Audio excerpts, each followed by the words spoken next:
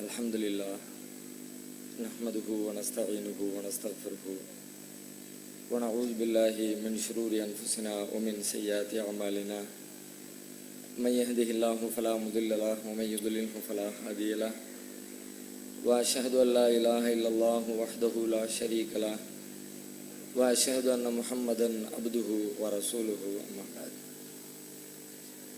பெருமதிப்பிற்கும் மரியாதைக்கும் உரிய எல்லாம் வல்ல அல்லாஹுவின் நல்லடியார்களே, அருமை பெரியோர்களே, தாய்மார்களே, சகோதர சகோதரிகளே,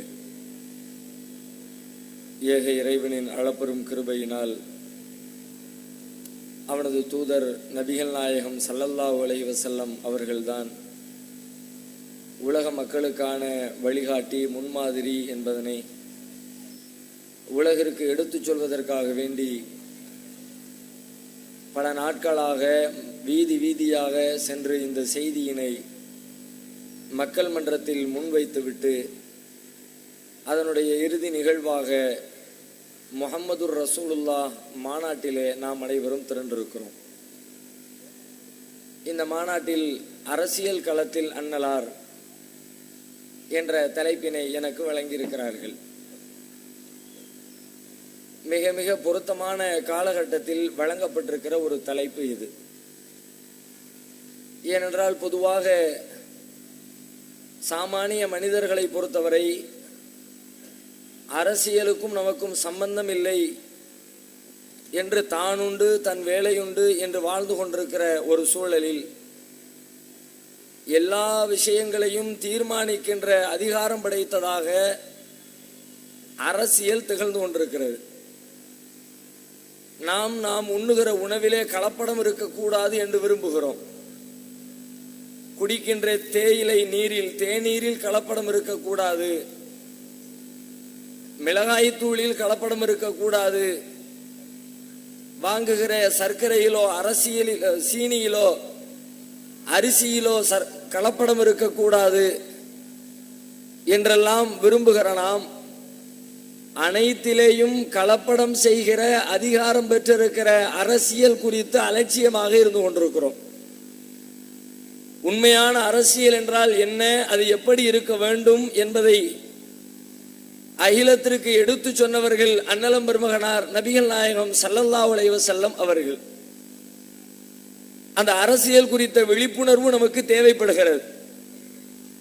இன்றைக்கு இருக்கிற அரசியலில் களத்தில் இறங்கி ஓட்டுக்களை பெற்று வேட்பாளராக மாறி சட்டமன்ற நாடாளுமன்றத்திற்குள்ளே பிரவேசித்து அரசியல் செய்யாவிட்டாலும் கூட அரசியலை பார்க்கிற பார்வையில் நமக்கு ஒரு தெளிவு தேவைப்படுகிறது. யாரை நம்முடைய அரசியல்வாதிகளாக தேர்வு செய்வது என்பதிலே நமக்கு ஒரு தெளிவு தேவைப்படுகிறது. இன்றைக்கு நம்முடைய தமிழகத்தை, இந்தியாவை எடுத்துக்கொண்டால் இந்தியா முழுவதிலேயும் ஜனநாயக அரசு நடைபெறுகிறது என்று பேசப்படுகிறது. ஜனநாயக அரசுக்கு இலக்கணம் என்ன, பொருள் என்ன? ஜனநாயகம் என்றால் மக்களால் மக்களுக்காக நடத்தப்படுகிற மக்களாட்சி. இதிலே சட்டம் இயற்றுகிற அதிகாரம் மக்களுக்கு உள்ளது என்று சட்டம் சொல்லுகிறது. மக்கள்தான் இதனுடைய மன்னர்கள் என்று சட்டம் சொல்லுகிறது. அனைத்தையும் தீர்மானிக்கிற உச்சபட்ச எஜமானர்கள் மக்கள்தான் என்று நம்முடைய அரசியல் சாசன புத்தகம் சொல்லுகிறது. ஆனால் நடைமுறையிலே மக்கள்தான் அனைத்தையும் தீர்மானிக்கிறார்களா? அப்படி அதை வேறு வார்த்தையில் கேட்பதாக இருந்தால், நம் நாட்டிலே நடைபெற்று கொண்டிருக்கிற எல்லா சட்டங்களும் திட்டங்களும் நம்முடைய விருப்பத்தின் பேரில் தான் நடக்கிறதா? நாம் எதை விரும்புகிறோமோ அதுதான் நடைமுறையிலே கடைபிடிக்கப்படுகிறதா என்றால் இல்லை என்று ஒற்றை வரியில் பதில் சொல்லிவிடலாம். நம்மை கேட்டு இங்கே எதுவும் நடைபெறுவதில்லை. 5 ஆண்டுக்கு ஒரு முறை நம்முடைய ஓட்டுக்களை கேட்கிறார்களே தவிர நம்முடைய கருத்துக்களை யாரும் கேட்பதில்லை. ஏன், என்ன காரணம் என்று சிந்தித்தால், சட்டமன்றமாகட்டும் நாடாளுமன்றமாகட்டும் இரண்டுமே கட்சிகளின் பிடிகளுக்குள் என்றைக்கோ சென்று விட்டது. நம்முடைய நாட்டிலே ஜனநாயகம் எப்படி இருக்கிறது என்றால், சட்டமன்ற ஜனநாயகமும் நாடாளுமன்ற ஜனநாயகமும் நாட்டிலே வளர்ந்து நிற்கிற கட்சிகளுக்கும் கைப்பிடிகளுக்குள் சென்று விட்டது. அந்த கட்சிகள் எதை விரும்புகிறார்களோ அது சட்டமாகிறது. கட்சிகள் எதை விரும்புகின்றனவோ அவை நடைமுறைப்படுத்தப்படுகிறது. மக்களிடத்திலே தொகுதியில் வெற்றி பெற்ற வேட்பாளர் மக்களிடம் ஒரு கருத்தை கேட்டுவிட்டு சென்று அதை சட்டமன்றத்திலே வைத்து அதை ஒரு விவாத பொருளாக்கி விவாதித்து அதிலே உள்ள நன்மை தீமைகளை ஆராய்ந்து அதற்கு பிறகு அங்கே முடிவுகள் எடுக்கப்படுகிறதா? அப்படி ஒரே ஒரு செய்தியை நீங்கள் காட்டுங்கள் பார்க்கலாம். ஒரு செய்தியை காட்ட முடியாது. மக்கள் கருத்துக்கும் சட்டமன்ற விவாதத்திற்கும் தொடர்பு கிடையாது. சட்டமன்றத்தில் என்ன விவாதிக்கிறார்கள் என்பதை மறுநாள் பத்திரிகைகளிலும் தொலைக்காட்சிகளிலும் பார்த்து நாம் தெரிந்து கொள்ள முடியுமே தவிர நம்முடைய கருத்து அங்கே பிரதிபலிப்படுவதற்குரிய எந்த வாய்ப்புகளும் சாத்தியக்கூறுகளும் இன்றைக்கு இல்லை. காரணம், நாம் கட்சிகளுக்குள் முடங்கி போயிருக்கிறோம். ஏதோ ஒரு கட்சியை ஆதரிக்கிறோம், கட்சிக்காக வாக்களிக்கிறோம், கட்சியை ஜெயிக்க வைக்கிறோம், கட்சி தலைமை எடுக்கிற முடிவுகளுக்கு கட்டுப்பட்டு செல்லுகிறோம். அதனால் இன்றைக்கு நம் தேசத்திலே தழைக்க வேண்டிய உண்மையான ஜனநாயகம் நடைமுறையே இல்லாமல் போய்விட்டது. அதனால்தான் காந்தியடிகள் தேசத்தை உருவாக்குகிற ஆரம்ப காலத்திலே அருமையான ஒரு செய்தியை சொன்னார். நம்முடைய தேசம் எங்கு நோக்கி பயணிக்க வேண்டும் என்பதை பற்றி சொல்லுகிற பொழுது கட்சிகள் அற்ற ஜனநாயகமாக நம் தேசம் திகழ வேண்டும் என்று விரும்பினார். அப்பதான் தொகுதியில் இருக்கிற வேட்பாளர் தன்னுடைய கருத்தை, தன் மக்கள் கருத்தை அவர் சட்டமன்றத்தில் பிரதிபலிப்பார். கட்சிகள் அற்ற ஜனநாயகம் தேவை. இன்றைக்கு அது இல்லை. எனவே அவர்கள் கட்சிகள் என்ன விரும்புகிறார்களோ அது ஜனநாயகமாக அரசியலாக மாறிக்கொண்டிருக்கிறது. அந்த அரசியல் மக்களுக்கு பொருத்தமான அரசியலா, மக்கள் ஏற்றுக்கொள்கிற, விரும்புகிற, அங்கீகரிக்கிற நலன் சார்ந்த அரசியலா? ஒரு நல்ல அரசியல் என்றால் எப்படி இருக்க வேண்டும்? ஒரு நல்ல அரசியல்வாதிக்கான இலக்கணம் என்ன? நல்ல அரசியல் என்பது சுயநலம் இல்லாமல், விருப்பு வெறுப்புகளுக்கு இடம் கொடுக்காமல், பக்கச்சார்பு இல்லாமல், மக்களின் நலனுக்காக சிந்திப்பதும் செயல்படுவதுமே நல்ல அரசியல். நல்ல அரசியலில் சுயநலத்திற்கு வேலை கிடையாது. நல்ல அரசியலில் தனி மனிதனுடைய விருப்பு வெறுப்புகளுக்கு இடம் கிடையாது. நல்ல அரசியலில் ஒரு குறிப்பிட்ட மக்களின் பக்கம் சார்ந்து நிற்கிற சார்பு நிலை இருக்காது. நல்ல அரசியல் என்பது மக்களின் நலனுக்காக சிந்திக்க வேண்டும், அது குறித்து செயல்படுத்த வேண்டும். அதுதான் நல்ல அரசியல். இந்த அரசியலுக்கு 100% இடமளித்து அதை தன்னுடைய வாழ்க்கையிலே வெளிப்படுத்தி உலகம் உள்ளளவும் பின்பற்ற தகுந்த முன்மாதிரியாக வாழ்ந்து சென்றவர்கள் அன்னலம் பெருமகளார் நபிகள் நாயகம் ஸல்லல்லாஹு அலைஹி வஸல்லம் அவர்கள். நான் அவர்களை பற்றி சொல்வதற்கு முன்பாக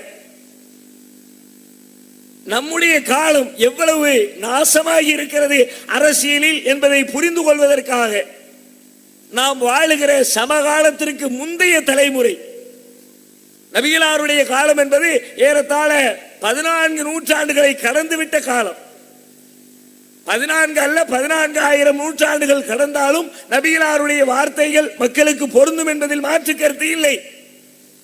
ஆனால் கடந்த தலைமுறையோடு ஒப்பிடுகிற பொழுது ஒரு 50 ஆண்டு 70 ஆண்டு 80 ஆண்டு அரசியல்வாதிகளோடு ஒப்பிடுகிற பொழுது நம்முடைய சமகால அரசியல் எவ்வளவு நாறிக்கொண்டிருக்கிறது என்பதை புரிந்து கொள்வதற்காக சில அரசியல் உதாரணங்களை மேற்கோள் காட்ட விரும்புகிறேன்.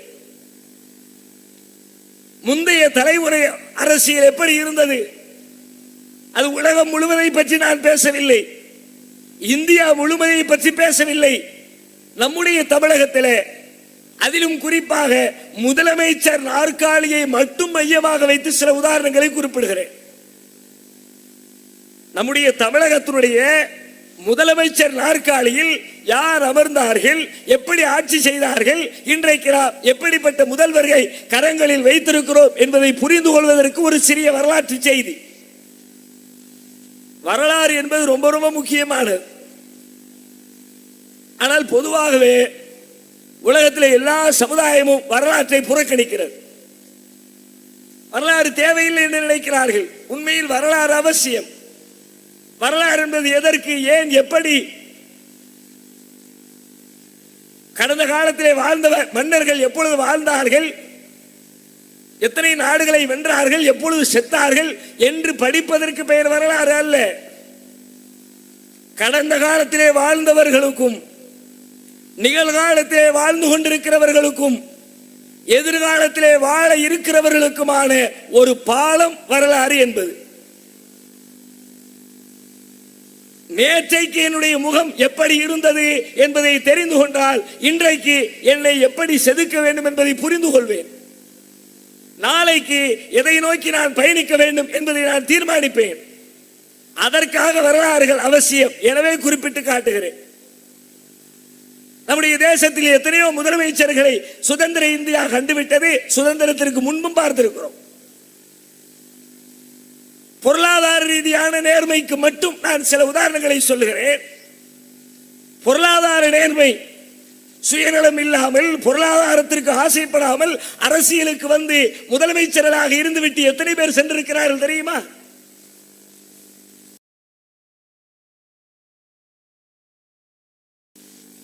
இன்றைக்கு அரசியலுக்கு வருவதே பொருளாதார தேடலுக்குத்தான். முதலீடு செய்கிறார்கள். 80 கோடி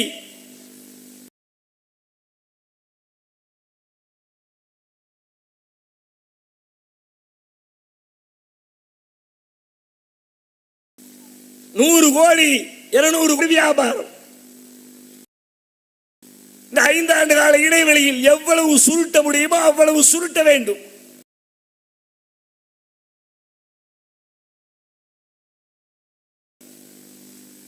சுயமரியாதை இல்லை.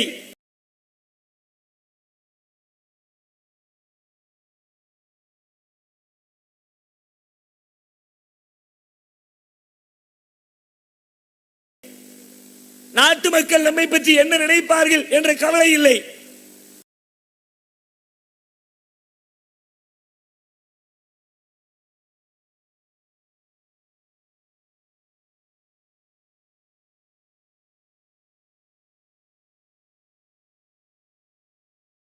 வெட்க உணர்வு உள்ளத்திலே துளி கூட இல்லை. தர்ம யுத்தம் என்கிறார்கள். தமிழகத்தினுடைய அவலட்சணம் இன்னும் 4 ஆண்டு காலம் இருக்கிறதே, அதற்குள்ளாக எப்படி நாம் பதவியை இழப்பது என்ற உணர்வு. ராஜாஜி தமிழகத்தினுடைய முதலமைச்சராக இருந்தார்.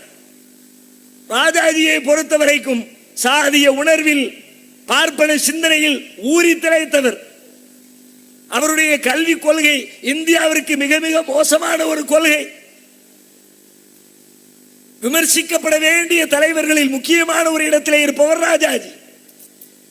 இந்த ராஜாஜி மேற்கு வங்கத்திலே ஆளுநராக இருக்கிறார். தமிழகத்திலே அவர் முதலமைச்சராக இருந்தார்.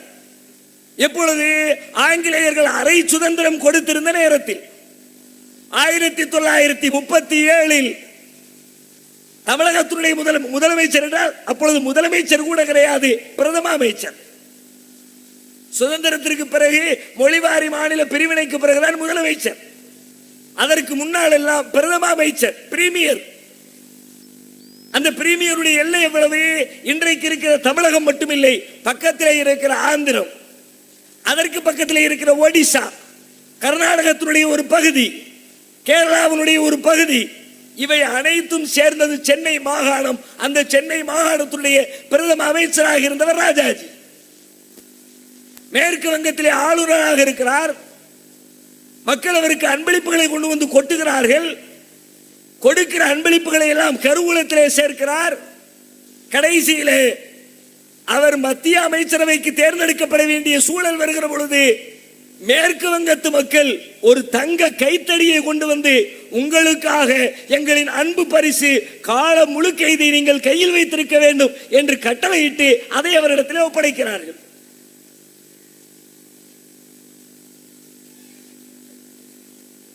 மேற்கு வங்கத்து மக்கள் தங்களுடைய அன்பின் வெளிப்பாடாக தங்க கைத்தடியை ராஜாஜி இடத்திலே ஒப்படைக்கிறார்கள்.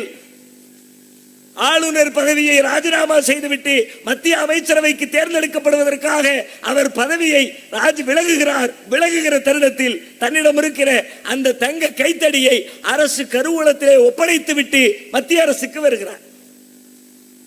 இன்றைக்கும் மேற்கு வங்க அரசு கருவூலத்தில் ராஜாஜிக்கு வழங்கப்பட்ட தங்க கருவூலம் பாதுகாப்பாக இருக்கிறது. யோசித்து பாருங்கள். பொருளாதாரத்திற்காக வேண்டி வந்த தலைமுறையா கடந்த தலைமுறை? நான் அவர் நல்லவர் சொல்றதுக்கு சொல்லல, அவருடைய அரசியல் முழுவதையும் ஏற்பதற்கு சொல்லல. குறிப்பாக சமூக ரீதியாக முஸ்லிம் என்ற பார்வையில் பார்த்தால் ராஜாஜி மகா மட்டமானவர் என்றுதான் குறிப்பிட வேண்டும், அதிலே மாற்று கருத்து இல்லை. ஆனால் இந்த அரசியலை தன்னுடைய சொந்த பணத்திற்காக, பொருளாதார மேன்மைக்காக அவர் பயன்படுத்தினாரா? பயன்படுத்தினார் என்று அவர் வாழுகிற காலத்திலேயோ வாழ்ந்த பிறகோ ஒரு குற்றச்சாட்டு உண்டா? இன்னைக்கு அந்த குற்றச்சாட்டு இல்லாதவர் எவரும் உண்டா? எத்தனை பேர் வந்து சென்றிருக்கிறார்கள்? 1946 யாரை சென்னையினுடைய பிரதம அமைச்சராக தேர்வு செய்வது என்ற ஒரு கேள்வி வருகிறது. அப்பொழுதெல்லாம் 5 ஆண்டுகளுக்கு ஒரு முறை அல்ல, ஆண்டுக்கு ஆண்டு அவர்கள் தங்களுடைய பலத்தை சட்டமன்றத்தில் நிரூபிக்க வேண்டும்.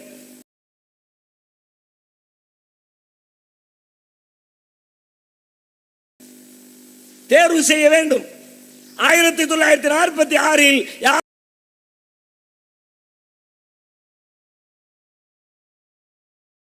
யாரை பிரதம அமைச்சராக தேர்வு செய்வது என்று காமராஜ்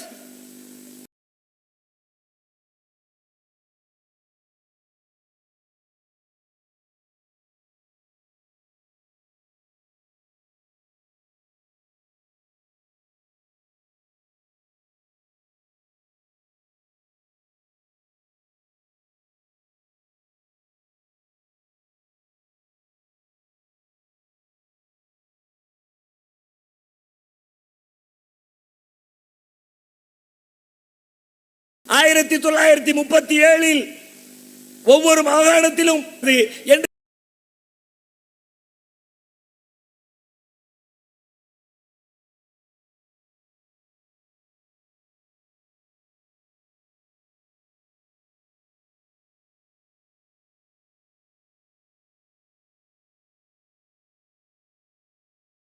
ரெண்டு செய்திகளை சொல்லி அனுப்பு. அடுத்து அபுல் கலாம் ஆசாத் அழைக்கிறார்.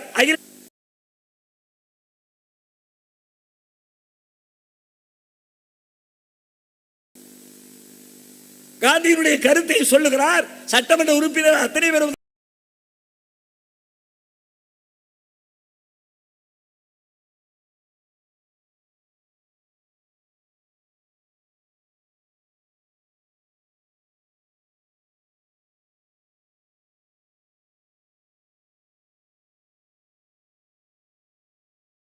நிராகரிக்கிறார்கள்.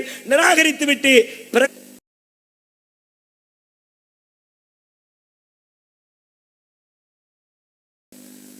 அவர் ஒரு வழக்கு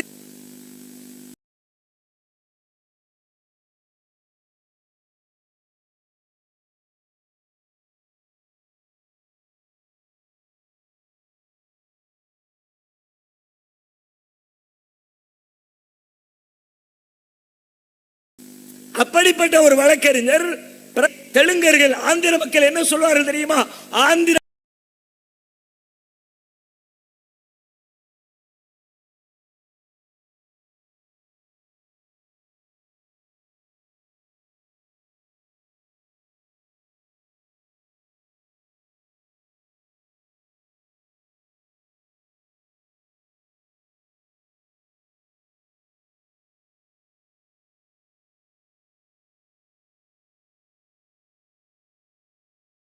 கேசரி இங்கே இருக்கிற இந்த பாரிமுனையில் அந்த நிகழ்விலே பங்கெடுத்தவர்கள் எழுதுகிறார்கள். பிரகாசம் தன்னுடைய சட்டையை கை கொண்டு கிழித்து விட்டு மார்பை திறந்து இன்றைக்கும் அந்த வீதிக்கு பெயரே அவர் பெயர் வைத்திருக்கிறார்கள், பிரகாசம் சாலை. பிராட்வே ரோடு இருக்குல்ல, பிராட்வே ரோடுடைய பேர் என்ன? பிரகாசம் சாலை. ஏன் இந்த பிரகாசம்? அந்த பேரணியில் அவர் காட்டிய தீனம், ஆங்கிலேயனுக்கு எதிராக நெஞ்சு நிமிர்த்து போராடிய அந்த போராட்டம், அதற்காகவே தமிழக அரசு அவர் பெயரை அந்த வீதிக்கு சூட்டி இருக்கிறார். அப்படிப்பட்ட பிரகாசம் காந்தியின் அழைப்பை ஏற்று தன்னுடைய வழக்கறிஞர் பணியை தூக்கி எறிந்துவிட்டு போராட்ட களத்திற்கு, விடுதலை போராட்டத்திற்கு வந்த பிரகாசம் வரக்கூடாது என்று சொன்னாரே. ஏன் சொன்னார்? வேறொன்றும் இல்லை. ஆந்திர மக்கள் பிரகாசத்துடைய வறுமையை பார்த்து அந்த வறுமையிலிருந்து அவரை காத்துக் கொள்வதற்காக மக்களிடத்திலே பணம் வசூல் செய்து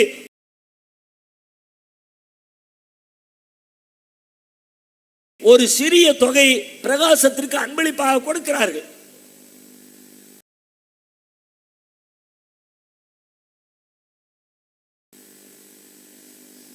அந்த அன்பளிப்பை வாங்கிய பிரகாசம், எனவே இவர் பிரதம அமைச்சராக இருப்பதற்கு தகுதியற்றவர்.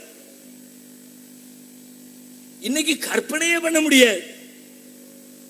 மக்கள் அன்பளிப்பா கொடுக்கிறா, அக்கம் பக்கத்தில் குடியிருந்தா போதும், எல்லாத்தையும் சேர்த்து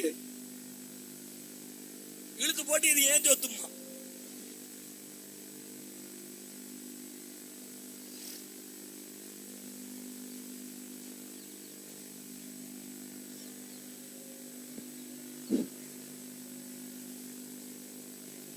பொது வாழ்க்கையில் எவ்வளவு பொருளாதார ரீதியான நேர்மை என்று பாருங்கள். இந்த முதலமைச்சர்களை பற்றி சிந்தித்தாலே தமிழகத்தினுடைய கடந்த தலைமுறை பற்றி தெரியும். காமராஜர் இருந்தார். அவருடைய பதவி காலம் எப்படிப்பட்ட பதவியிலே பொறுப்பிலே எத்தனை ஆண்டுகள் இருந்தார்?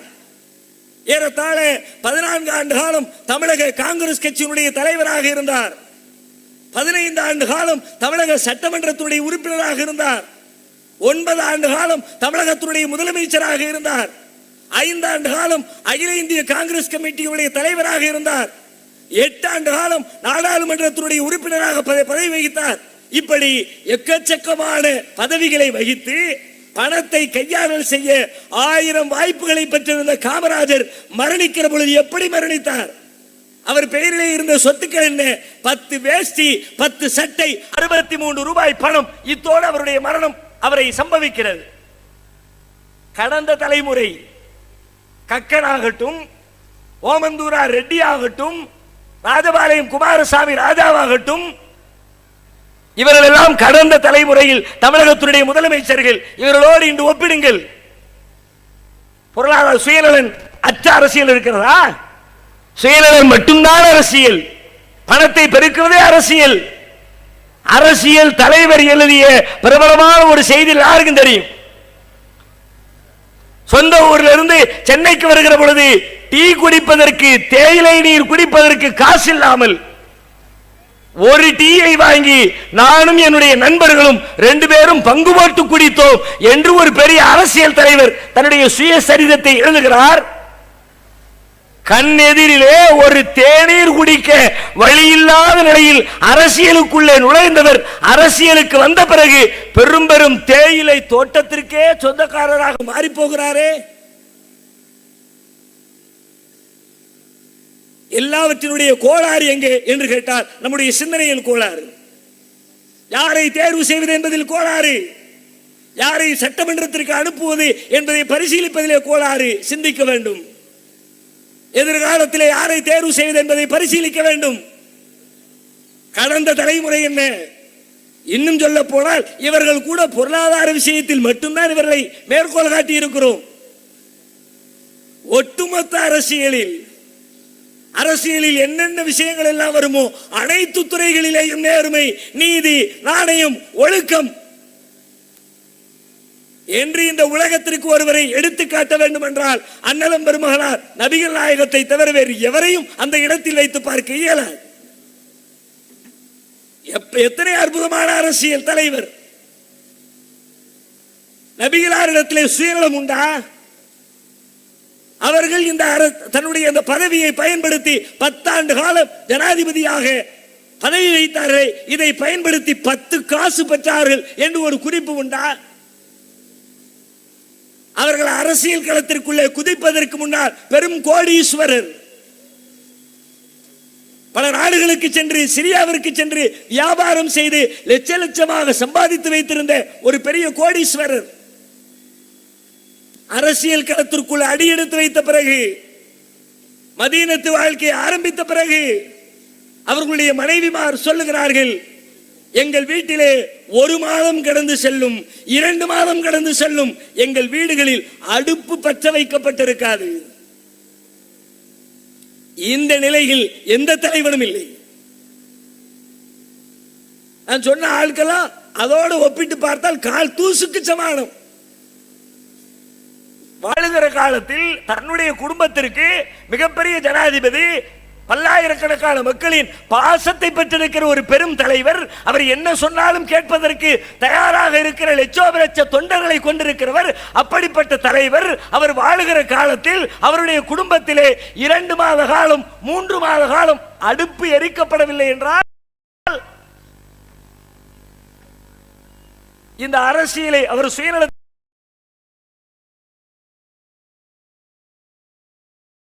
பயன்படுத்தி இருக்கிறாரா? அவருடைய ஆடை,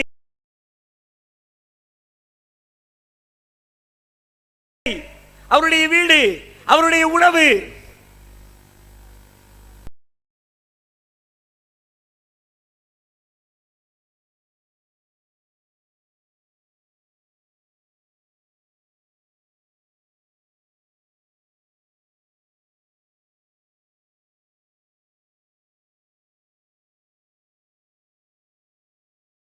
இன்றைக்கு உலகத்திலே வாழ தன்னுடைய சுய நலன்களை சுருக்கிக் கொண்டு மக்களுக்காக அவர்கள் குடியிருந்த வீடு, அவர்களுடைய பொது வாழ்க்கையை விடுங்கள், தனி வாழ்க்கையை விடுங்கள், பொது வாழ்க்கைக்காக வாழுகிற மனிதர்கள் அதற்காக கட்டிக்கொள்கிற மாட மாளிகைகளை போல பொது வாழ்க்கைக்காக கூட ரசூலுல்லாஹ் கட்டிக்கொண்டார்களா? காமராஜரா இருக்கட்டும், ராஜாஜியா இருக்கட்டும், வேற வேற யாரா இருக்கட்டும், அவர்கள் கூட தங்களுடைய தனி வாழ்க்கையில் ஏழ்மையாக இருந்தாலும் பொது வாழ்க்கையிலே அவர்களுடைய சட்டமன்ற நடவடிக்கைகளுக்கு ஒரு மாளிகை தேவை, பயணிப்பதற்கு ஆடம்பர கார்கள் தேவை, குடியிருப்பதற்கு பெரிய பெரிய பங்களாக்கள் தேவை. ஆனால் நபிகள் அவருடைய வாழ்க்கையில் உண்டா? அவர்களுடைய வீடு எப்படி? அவர்களுடைய தலைமை செயலகம் எப்படி? வீட்டிலே 2 பேர் 2 வேலைகளை ஒரு நேரத்திலே செய்ய முடியாது. நபிகளார் தொழுகிறார்கள், ஆயிஷா நாயகி படுத்திருக்கிறார்கள், சஜிதா செய்ய முடியாமல் ஆயிஷா அவர்களுடைய காலில் குத்தி கால் மடக்கிய பிறகு நபிகளார் சுஜூது செய்கிறார்கள். இதற்கு பேர் வீடா? கோழி கூடுன்னு வேணா சொல்லலாம், வீடு கிடையாது. நபிகளார் அவருடைய வீடு எப்படி? அவருடைய தலைமை செயலகம் எப்படி? மழை பெய்தால் ஒழுகும், வெயில் அடித்தால் உள்ளே வெப்பம் கொட்டும், கீழே தரை இல்லை, மண் தரை. எந்த அளவிற்கு தரை என்று சொன்னால் அந்த ஓல குடிசையை அறியாத ஒருவன் பார்த்தால் ஏதோ ஒதுங்குவதற்குரிய இடம் போல் இருக்கிறது என்று அறியாத நிலையிலே வந்து சிறுநீர் கழித்து விடக்கூடும். அப்படி கூட ஒரு நிகழ்ச்சி நடந்துச்சு ரசூலுல்லாஹ்வுடைய வரலாற்றில். ஒரு ஆள் வந்து விவரம் தெரியாம உட்கார்ந்துட்டார் பள்ளிவாசலுக்குள்ள, நபிகளாருடைய தலைமை செயலகத்துக்குள்ள. கடைசியில் அவர் இருந்து முடிச்ச பிறகு கூப்பிட்டு அறிவுரை சொல்லிப்பா இது பள்ளிவாசல். அதுக்கப்புறம் தான் தெரியுது, ஓ இதான் பள்ளிவாசலா, இதான் அவங்க தலைமை செயலகமா? நபிகளாருடைய தலைமை செயலகம் அப்படித்தான் இருந்தது. நல்ல அரசியல் தலைவர் என்றால் தனக்கு ஏற்படுகிற இழப்புகளை, துன்பங்களுக்கு பழி வாங்குகிற நடவடிக்கைகளில் ஈடுபடக்கூடாது. இன்னைக்கு பழிவாங்காத அரசியல் தலைவனை காண முடியாது. பழிவாங்குதல் தான் அரசியலுடைய முதல் இலக்கணம்.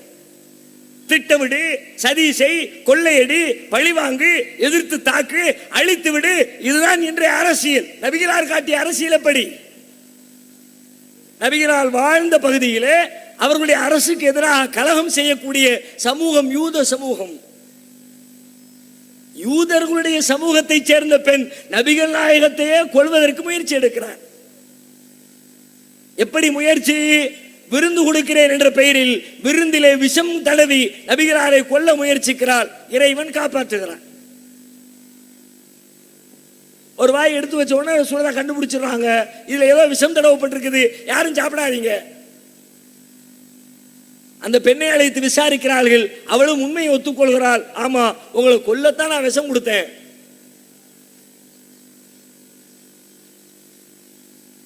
இன்றைக்கு இப்படி ஒரு தலைவரை கொல்ல முயற்சித்தேன் என்று ஒருவரால் சொல்ல முடியுமா? சொல்லிவிட்டு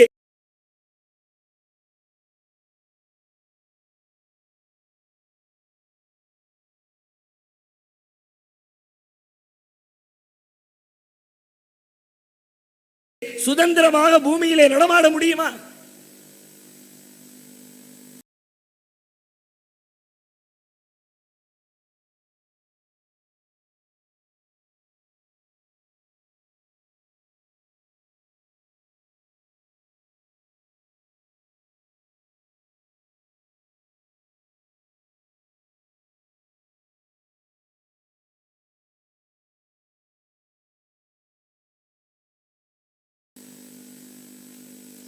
சிறை கொட்டடிகளுக்குள்ளே எத்தனை பேர்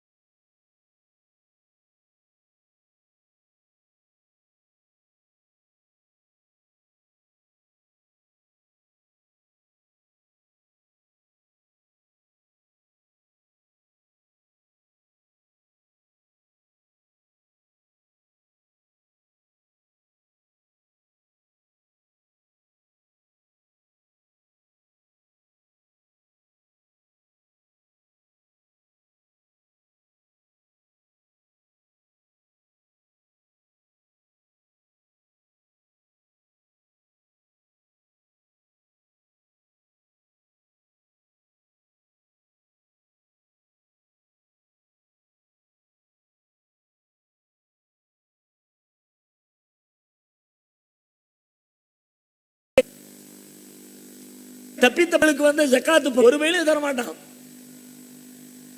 அதனாலதான் அவன் போற்ற இடத்துல இருக்கும்போது நிதியமைச்சரா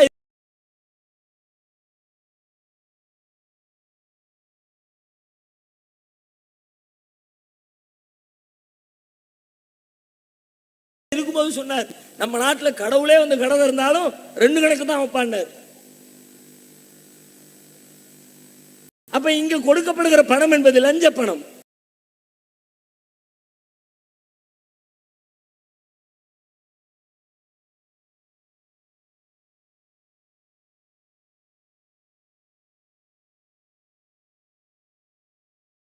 சரி கட்டுவதற்காக கண்டுக்காத அரசாங்கத்துக்கு கொடுக்காம இருக்கிறதுக்கு செய்யப்படுகிற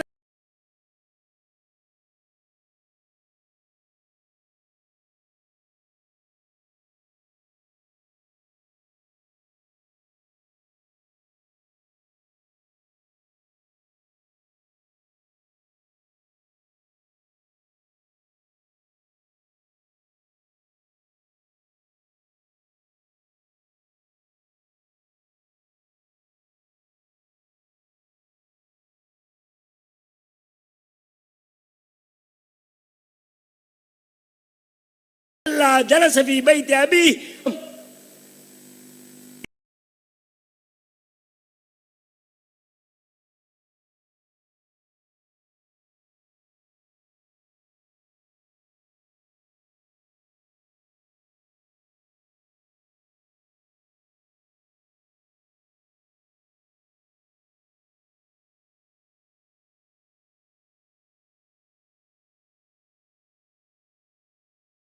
தோளில் சுமந்து வருவார். மட்டும் தடுக்கப்பட்டால் நம்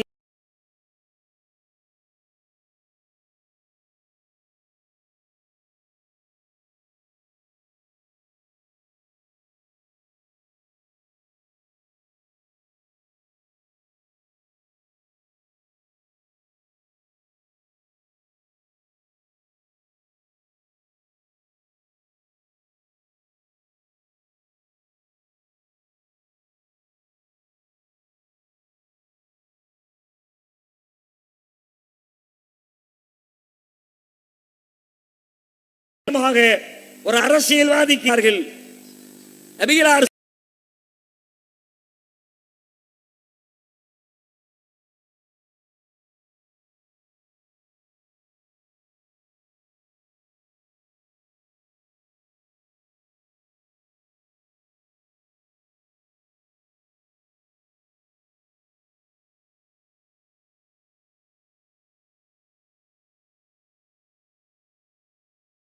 செய்தாலும் அவளுடைய யார் அரசியல்வாதியாக இருக்கிறாரோ அவருடைய குடும்பம் வேறு மாதிரி மாறும். மற்றவர்களை எப்படி பார்க்கிறார்கள்? ஒரு நீதிமன்ற விசாரணையிலே கூட முஸ்லிம் என்றால் நீதிபதியினுடைய பார்வை மாறி போகிறது. மரண தண்டனை கொடுக்கிற பட்டியலில் எத்தனை பேர் வேண்டுமானாலும் இருக்கலாம். இடையிலே ஒரு முஸ்லிம் வந்து விட்டால் முதல்ல முஸ்லிமை தூக்கில போடு, மற்றவன அப்படி பெண்டிங்ல வை. நபிகள் நாயகம் தன்னுடைய மகளாக இருந்தாலும் விதிவிலக்கு கிடையாது என்று உலகத்திற்கு பறைசாற்றியவர்கள். இதுவல்லவா அரசியல். அரசியல் கடைபிடிக்க வேண்டிய ஒரு ஒழுங்குமுறை என்றைக்கு உருவாகும்? பேசிக்கொண்டே இருப்போம். கண்ணுக்கு தெரிந்து அப்படிப்பட்ட ஒரு சூழல் தமிழகத்திலே இன்றைக்கு இல்லாதிருக்கலாம், இந்தியாவில் அப்படி இல்லாதிருக்கலாம். மத்தியிலும் மாநிலத்திலும் நம்மை ஆளுகிறவர்களிடத்திலே நேர்மையை, ஒழுக்கத்தை, நாணயத்தை இன்றைக்கு நம்முடைய கண்களால் காண முடியாமல் இருக்கலாம். அதற்காக நாம் விரக்தி அடைந்து விடக்கூடாது. நல்லதொரு அரசியலை நோக்கிய பயணத்தை நாம் தான் முன்னெடுக்க வேண்டும். அதற்கு பொருள் நாம் அரசியல் களத்தில் குதிக்க வேண்டும் என்பதல்ல. யாரை நாம் அரசியல்வாதிகளாக தேர்வு செய்கிறோம், நம்மை ஆளுகிற ஆட்சியாளர்களாக தேர்வு செய்கிறோம் என்பதிலே கவனம் செலுத்துவோம். நல்லவர்களை, ஒழுக்க சீலர்களை, நேர்மையாளர்களை, குறிப்பாக பதவிக்காக போட்டி போடுகிற எண்ணம் இல்லாதவர்களை, ஊருக்கு ஊரு, தெருவுக்கு தெரு யாராவது இருப்பார்கள். அப்படி உலகம் ஒட்டுமொத்தமா சீர்கெட்டு போயிடல. எல்லா பகுதியிலேயும் எந்த ஒரு விருப்பு வெறுப்பு இல்லாமல், எதிர்பார்ப்பு இல்லாமல் மக்களுக்காக உழைக்கக்கூடிய சில பேர் இருப்பார்கள். நாமே முன்மொழிவோம், நாமே அவர்களை வலியுறுத்துவோம். நீங்கள் சட்டமன்றத்திற்கு நுழையுங்கள் என்று ஆர்வம் ஊட்டுவோம். அவர்களை தேர்வு செய்ய முயற்சிப்போம். அது குறித்த சிந்தனைகளை மக்களிடத்திலே வளப்படுத்துவோம்.